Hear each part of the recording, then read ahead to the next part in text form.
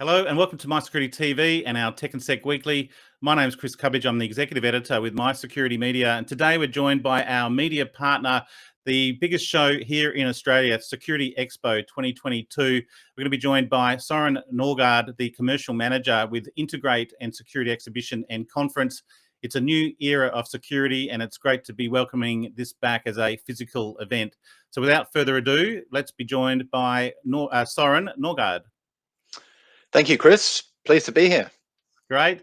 Commercial manager, you don't have much of a responsibility on this one. It's a pretty big show, and you've got a lot on your shoulders, I take it, on the number of exhibitions and the like that you have. Maybe introduce us to the show and what we've got planned for. This is the 17th and 19th of August, so not too long to go. Yep. And yeah, just how the exhibition is going to look and a little bit about the conference as well. Sure. Yeah, well, it's been a while since we've actually had the opportunity to deliver an in-person event.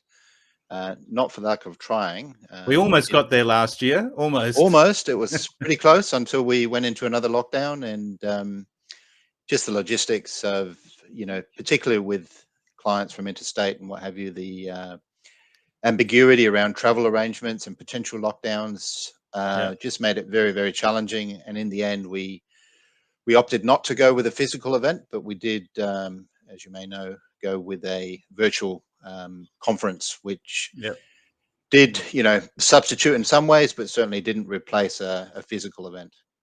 Well, people are definitely looking forward to coming back. And as you say, the logistics might still have a play, but yeah, what's the show floor looking like? We look forward to being there in person as well, and we've got a number of events around that. But yeah, just so your key sponsors that might kind of outline, and you've also integrate show as well. So how are you putting this together? Yeah, well, it was. It's been in the making for about 3 years now. So we looked at the security industry and obviously the integration, or integrate as it's called, the event, and there was a lot of synergies and crossovers between the two when it came to products that sat as crossover. A lot of the technology now is obviously networked, and the network security component. If you look at big ticket items like control rooms and monitoring, there's a lot of crossover between the two and complementary technology. So a lot of the panels and the monitors, etc., that would come from the AV side of things fit perfectly into that mix. And quite a lot of the suppliers are already supplying both these sectors. And if you then look at some of our big visitor groups, the big integrators and consultancies and what have you, they also operate in both these verticals, if you like. Not necessarily the same departments, but certainly same companies. Freedons and even some of the AV integrators also do a lot of installations when it comes to security.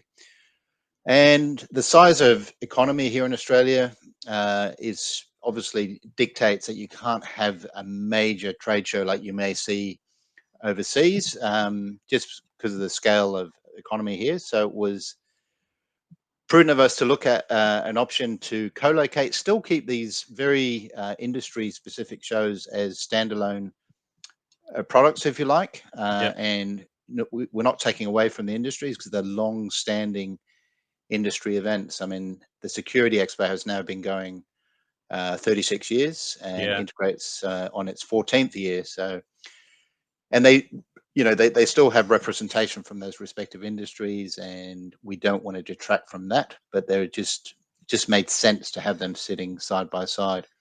Have you seen a shift, over from, you talked about the advanced technologies, the control centers, the video systems are obviously probably leading out on these expo in terms of the CCTV industry and the video system industry. What about the physical security industry as well? Things like the locks and the barriers. Have you seen any change in them and their take? Because I imagine they're sort of coming back. We haven't had crowded places for a while. So business may well have been hard for those over the last few years. But Yeah, what any change in the way that the exhibition floor is laid out and the exhibitors due to market impact by COVID and the like? I don't think there's a huge difference in the way it's laid out. We don't have it sectioned into specific sections when it comes Yeah, to, yeah, be it physical security or cameras yeah, or biometrics, what have you. It's really the complementary. There's an invisible border between the two events, yeah. but you'll be Okay, able yeah, to traverse between the two. And you will see some of the exhibitors that sort of operate in both spheres. Like, as an example, Intel have come on board. They're sitting on the integrate side of things, but they're very much interested in the security side of things, and they have a lot of partners that yeah, use their processing capabilities. And the same with the likes of Dicker Data, which typically is an ICT distributor, but have increasingly had a role to play in AV. And as you may know, Chris, they yeah. acquired Hill Security not that long ago. Now they're sitting on the security side of things. So there's definitely Are a they? lot of You crossover could, between the I would imagine you might have needed an invisible barrier down the middle for Mm, all of those, because I think that's where what we're talking about is there's some real leaders in this advanced technologies, yeah. particularly on, say, CCTV, and we call it CCTV, but we're talking video surveillance systems Hmm. versus video systems. Much of the Yes. componentry is very similar, and the advances in video analytics and sort of the data science behind these systems is also growing. Hence why you do see the likes of a Dicker Data moving into the security sector and seeing an opportunity there to grow. Just going back, what about? I noticed there's a startup center as well. There's Hmm. an area for that.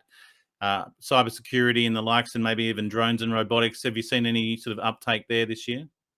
We got some quite interesting exhibitors that have come along. So there's a couple there that are bringing in robotics as surveillance. So be it a ground-based robot with biometrics and surveillance built into it, but also drone technology, which is autonomous drones that deploy. If there's a sensor that goes off in a warehouse or what have you, and you don't have Yeah, cameras that cover the whole spectrum, it will deploy a drone that sits in the ceiling, go and inspect, send the footage back to surveillance, and then once that mission's completed, it goes back to its docking station, yeah, and it's completely autonomous. So there's some really interesting technologies developing.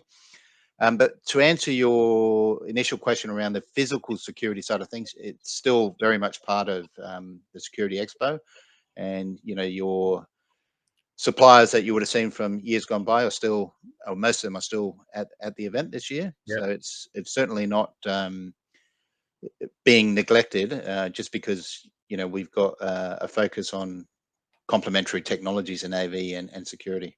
Well, it's an opportunity, I think, for the industry to catch up after a while as well. We're starting to see physical events coming back, but expos and the like for the security sector has been very limited. So there is a real opportunity to join together in Sydney. Hmm. What are some of the key events that you got on, and also maybe the conference overview as well? Yeah, sure. So the actual physical show is a 3-day show. So it starts at 9:30 in the morning to 5:30 in the afternoon on day 1 and 2, so 17th, 18th of August, and finishes an hour early on the Friday. So that's the physical showcase on the show floor, which is free to attend. You just got to register, and we're seeing really good uptake. And from what I hear from industry as well, there's really a lot of excitement around just coming back, not just to see the new technology, but as an industry coming back together.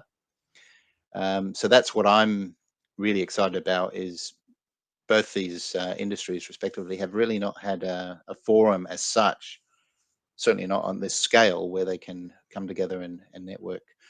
Um, and aside from that, we've still got our long-standing partnership with Azure. So the Security Azure conference is Yeah, on the 17th and 18th, which is sitting in the conference center, not too far from the show floor. And we got a really interesting lineup this year, really good content. I would encourage anyone who might be interested to check out the securityexpo.com.au website to see what's on there in the conference. But we have some really interesting sessions around cybersecurity imperatives and challenges. We've got the blurring of physical and cybersecurity. Yep. Driving enterprise risk management to the next level. Managing the insider threat. There's case studies on Sydney local health district response to COVID-19 pandemic. We've got the future of the built environment and what it means for security. Standards to make the built environment better for all. So that's day one, and it's fairly extensive program. I'm not going to go through every single session through here. No, don't. But definitely, I've just put it up on the link down the bottom. So securityexpo.com.au, and in our partnership with the Security Exhibition and Conference with Diversified, we've got a code there. So if you want to go to the conference via our channels, there's an opportunity for a 10% discount there. So thanks very much for that as well, Soren.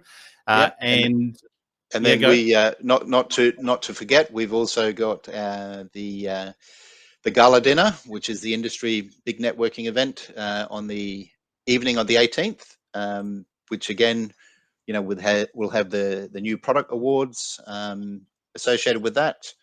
And then, of course, Chris, you've got your event on there on the 17th in the evening as well. That's right. We're doing a Security Consultants Series meetup at 5:30 as well in the Cockle Bay room at the ICC. So, and then there's networking drinks on the floor, on the exhibition floor. So really, there's no shortage of events and opportunities to catch up with friends and colleagues, right? And aside from that, we also have a Tech Talks theatre on the show floor, which has an extensive program as well. So that covers content across both AV and security. So we're pretty excited about that as well. Great. I'm just looking on the website. Is there any virtual events? Are you staying with any virtual events or purely physical? No, we've opted not to go down the virtual route this time around.